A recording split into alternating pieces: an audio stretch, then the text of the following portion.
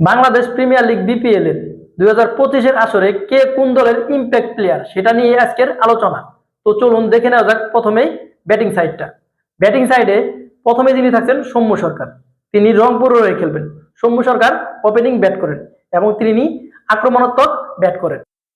সৌম্য সরকার dot ball কম খেলেন, তার বিপরীতে বাউন্ডারি বেশি হাঁকান এবং তিনি পাওয়ার প্লেতে যদি ভালো একটা সূচনা করে দিয়ে যায় তাহলে দলের পরবর্তী ব্যাটারদের জন্য সহজ হয় ম্যাচটাকে বের করতে।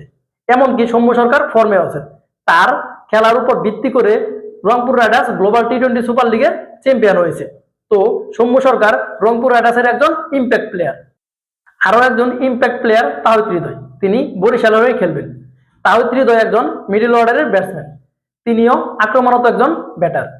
এমনকি তাহিদ হৃদয় ডট বল কম খেলেন এবং বিপরীতে বাউন্ডারি বেশি হাঁকান। এমনকি দলের টপ অর্ডার ব্যাটাররা ভালো কিছু না করতে পারলে তিনি মাঝখানে জোরোয়া ব্যাট করে স্ট্রাইক রেট ঠিক রেখে তিনি দলকে বের করেন। যদিও তিনি বর্তমানে ফর্মে নেই, তিনি ফর্মে ফিরবেন বিপিএল এ, কেননা তিনি একজন পরীক্ষিত ব্যাটার। আরো একজন ইম্প্যাক্ট প্লেয়ার হচ্ছে জাকির আলী অনিক, তিনি সিলেটের হয়ে খেলবেন।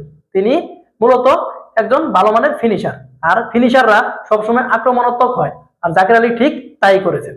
জাকির আলী অনিক ডট বল কম খেলেন, বিপরীতে বাউন্ডারি বেশি হাঁকান এবং জাকির আলী অনিক জোরোয়া ইনিংস খেলতে পছন্দ করেন, যার প্রমাণ আমরা ইতিমধ্যেই পেয়ে গেছি।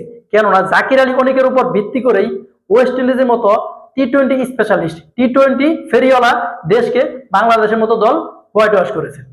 জাকির আলী অনিক বর্তমানে ফর্মে আছেন, তাই জাকির আলী অনিক সিলেটের একজন ইম্প্যাক্ট প্লেয়ার। আরো একজন ইম্প্যাক্ট প্লেয়ার হচ্ছে এনামুল হক বিজয়, তিনি রাজশাহীর হয়ে খেলবে। এনামুল হক মূলত একজন ওপেনার, কিন্তু দলের প্রয়োজনে তিনি যে কোনো জায়গায় ভালো পারফরমেন্স করতে পারে এবং এনামুল হক বিজয় একজন আক্রমণাত্মক প্লেয়ার, তিনি ডট বল কম খেলেন, বিপরীতে বাউন্ডারি বেশি হাঁকান। এবং এনামুল হক বিজয়ের একটা বিশেষত্ব হচ্ছে তিনি মাঠের চতুর্পাশে শট খেলতে পারেন এবং এনামুল হক বিজয় ফর্মে আছে, তার প্রমাণ আমরা এনসিএল এ পেয়েছি। তিনি এনসিএল এ দুর্দান্ত পারফরমেন্স করেছে এবং দুটি সেঞ্চুরি করেছে। তো এনামুল হক বিজয় রাজশাহীর একজন ইম্প্যাক্ট প্লেয়ার। আরো একজন ইম্প্যাক্ট প্লেয়ার হচ্ছেন মেহেদী হাসান মিরাজ, তিনি খুলনার হয়ে খেলবেন। তিনি ব্যাটে, বলে, ফিল্ডিং এ এবং বুদ্ধিমত্তা চার দিক দিয়ে তিনি ভালো পারফরমেন্স করে থাকেন।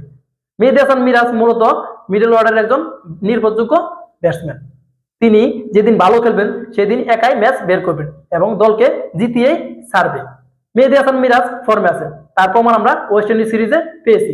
তো খুলনার ইম্প্যাক্ট প্লেয়ার হিসেবে মেহেদী হাসান মিরাজ থাকবে। আরো একজন ইম্প্যাক্ট প্লেয়ার হচ্ছেন শামীম হোসেন পাটোয়ারি, তিনি খেলবেন চট্টগ্রামের হয়ে। শামীম হোসেন পাটোয়ারি মূলত একজন ভালো মানের ফিনিশার, তিনি আক্রমণাত্মক ভাবে খেলতে পছন্দ করেন এবং প্রতিপক্ষের বোলারদের রীতিমতো শাসন করেন। শামীম হোসেন পাটোয়ারি এখন অনেক ফর্মে আছে, কেননা তার প্রমাণ আমরা ওয়েস্ট ইন্ডিজ সিরিজে পেয়েছি। তার ব্যাটিং এর সুবাদেই ওয়েস্ট ইন্ডিজের মতো দলকে বাংলাদেশ হোয়াইট ওয়াশ করেছে।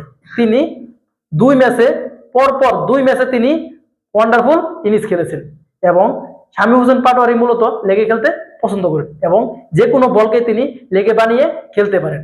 শামীম হোসেন পাটোয়ারির একটা বিশেষত্ব হচ্ছে তিনি বড় বড় ছক্কা মারতে ভালোবাসেন। তো শামীম হোসেন পাটোয়ারি চট্টগ্রামের একজন ইম্প্যাক্ট প্লেয়ার বলা যেতে পারে। আরো একজন ইম্প্যাক্ট প্লেয়ার হচ্ছে লিটন কুমার দাস, তিনি খেলবেন ঢাকার হয়ে। লিটন কুমার দাস মূলত ওপেনিং খেলে এবং তিনি আক্রমণাত্মক ব্যাট করেন। লিটন কুমার দাস একজন প্রতিভাবান প্লেয়ার এবং তার প্রত্যেকটা শট অসাধারণ, প্রশংসার দাবিদার।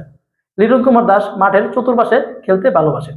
লিটন কুমার দাসের একটা বিশেষত্ব হচ্ছে তিনি বাউন্ডারি, ওভার বাউন্ডারি মারতে পছন্দ করেন। যদিও তিনি ফর্মে নেই, তিনি ফর্মে ফিরবেন বিপিএল এর মাধ্যমে। তো ঢাকার ইম্প্যাক্ট প্লেয়ার হিসেবে লিটন কুমার দাস থাকবে। তখন আমরা আলোচনা করলাম বাংলাদেশের ইম্প্যাক্ট ব্যাটার নিয়ে। এখন আমরা আলোচনায় যাব বাংলাদেশের ইম্প্যাক্ট বোলার।